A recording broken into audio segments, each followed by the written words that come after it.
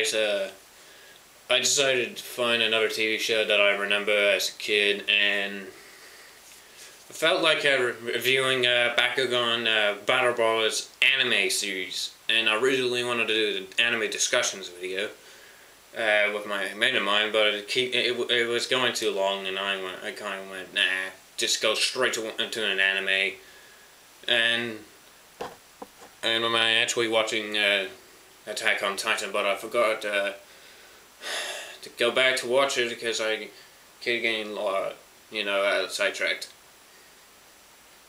But anyway, guys, here's my review of Bakugan Battle Brawlers Season 1 before I head to its next season, New Destroyer. Now let's get to it and get to the main facts.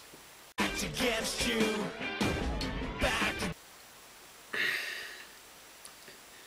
Alright, Bakugan Battle Brawlers, and what do I think of it?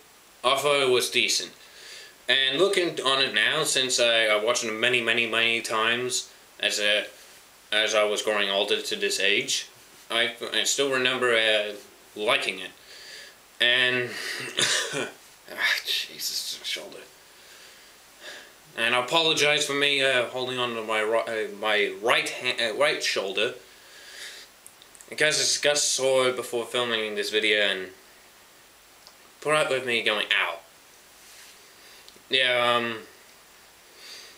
just to give you a little info about the show, I'd never even watched a single episode before episode 4 when it was getting on Channel 10, which was a show where I watched all the episodes of Season 1 before heading into Season 2, watched all of that, Season 3, watched all that, and then Season 4, watched the rest of that on YouTube. And you're probably gonna guess what I'm gonna say about the show. And that is just pretty great when you think of that as a kid, but if you think about it, the storyline's a little bit uneasy at times. And at times you will notice that that some characters pop up and they don't get their origin or their backstories with it until they get their single episode, like Sean, for example. He appears in an episode and he gets his origin or his backstory within the next episode, which kind of feels like a little bit of drag. And then we learn about the connection between Sean and Dan. And the characters in this show are pretty decent, and everyone does a great job, and they knew what to do. And I don't know, since this is a mashup, I don't want to end up like when I was trying to do the previous mashup, which is failed. Yeah, and I actually used to collect the Bakugan balls. And by the way, guys, if you're wondering why I said I never watched all the episodes when it first came on, I probably didn't say when it came on. The reason I said that because I missed the first 3 episodes, and I remember watching episode 4. I remember turning on the TV, switched to channel 10 at the time, and saw this image, which I immediately got hooked. And here it is. Upper team. Now you know why, because that episode, the end of the episode, I knew that I still remember that as my first episode. And shame on me, I didn't watch the whole entire season, like the whole entire episode, all the episodes. Which is what I meant. Now to New Destroyer, where I can talk a little bit more about the growing problem. What are you gonna do?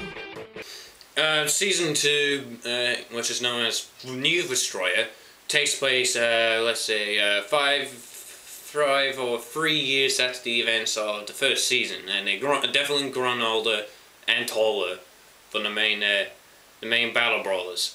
And basically, the show just starts off like Destroyers having a nice time, and then immediately gets captured by I forgot their names. I'm probably gonna put it on screen when I research it. Yeah, and I barely remember the show, but I still remember the storyline, the characters, and all that. And then later on, then it does like a part 1 and part 2 approach. Like, part 1 has this story, and part 2 has that story. It goes on for the rest of the series, except for season 3, which is a whole entire plot, part 1. And it introduces a lot of good things, like it introduced the aliens of has a connection to the battle of Bakugans, and some people say Bakugan, which back again to me this sounds wrong, and I say Bakugan, which actually has O when you think about it. The way I follow how the show pronounces it. I say Bakugan, and I follow it, and that's what you expect from the show. And then they introduce a lot more stuff, which starts to bring it down because they trying to go for the sci-fi element of the show. And that's what will be the biggest problem for this next season, which I'm gonna go to now. Season 3. I say this is my least favorite in terms of the whole entire season, because it kind of made itself a little too problem. Because one, it made its twist a little needs to be forgiven for that twist that they should have indicated it within the first 2 episodes, like they getting suspicious and all that.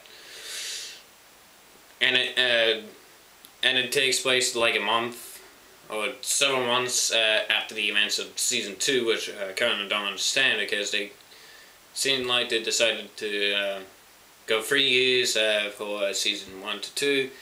Now they're going for like 6 months later. I don't know how many months, but it definitely takes place months after the events of season 2. And the aliens part, which I didn't appreciate, because they came out of nowhere.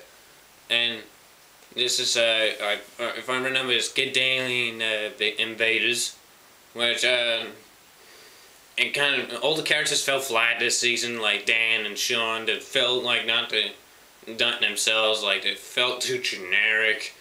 Like they felt too generic soldiers, and I remember fanficting my own version of Bakugan and Has Wars.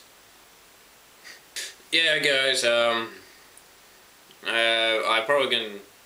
I have a given season, which is Metallian Surge.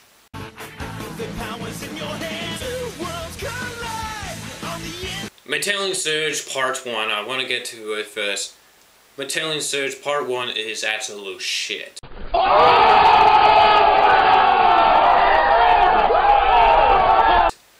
It's a garbage full of shit. Imagine a garbage bin, and when a person hates it, they throw it in the garbage bin and they automatically know they hated it. Once they throw it in there, they cannot change their opinion. That's what happened to me with Metallian Surge. I hated Part 1. And I felt forgiven for Part 2 because they had to return back to what was good in about Season 1 and 2. But this one continued. You have this mark and the main villain has it too. Bullshit and all that. Which I didn't appreciate because it didn't indicate it early on. Like, if they did it early on, that would be a part for it introduced for this season. They put it right in our faces for this season, and that one for the mind games, the dreams, you can say, which we always saw that before. We saw it in Harry Potter, and nobody criticizes it, and that was introduced to me. This one felt like it's too forced and too rushed, which they should have had it for whole entire season of garbage. Or probably redeem stuff later on with better writing, better characters return back to the season 1 to 2, and all that. But storyline fell flat, and yeah, and they're probably gonna go to Part 2 now. Part 2 is returns back to glory, and apparently season 4 is the last season, which I'm glad there's no more. I felt like it. And the ending felt to Inception. What I mean Inception, meaning in the end of Inception, for those who hasn't seen it, which is spoiler alert, it ends with the spinning top. So it ends with Inception, where they made it look like there was a sequel coming in the end of season 4, part 2, but it felt so bad. Like I felt bad as a fan at the beginning of full forgiven season. Characters returned back to glory. That felt normal again. I got Facebook message me. Yeah, and the storyline felt a little bit better, and that's just a storyline I should have done with. And the villain, I never really talk about the villains until I wrap up all the 4 seasons. To main fact, the villain for season 1, I will not spoil it for you, but if you want to watch it, it will have a villain twist that you will not expect. Season 2, they made it straightforward. They made it a Prince of Venice, made it like a Malaki type of villain, like they did Bane in The Dark Knight Rises. Of course. Thank you, Bane, for your expert commentary. And you're wondering why I put that Bane clip there is I want to make my own version of Nostalgia Critic one day, and of course. Yeah, thank you, Bane, again.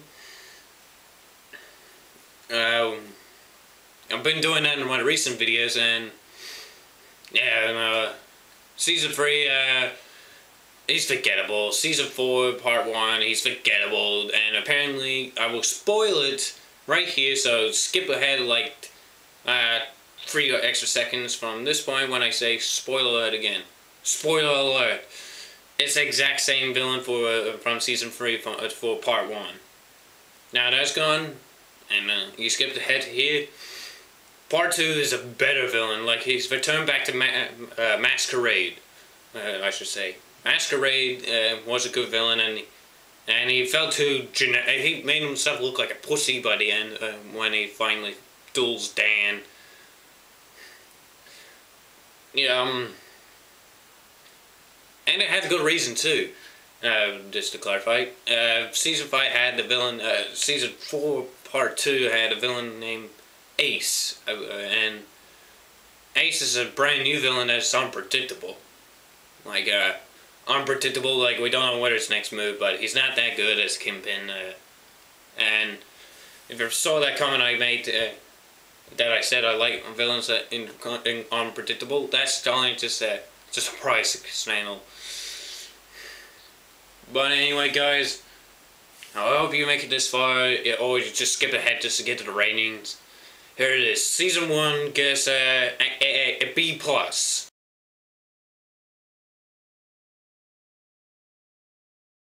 Season 2 gets a A-. What are you gonna do? The odds are stacked against you. Season 3 gets a A-. Back against the wall. Gotta give it your all. Season 4 part 1 gets an absolute D-. This is the final stand. The powers. Part 2 of that season, I give it a B. In your head.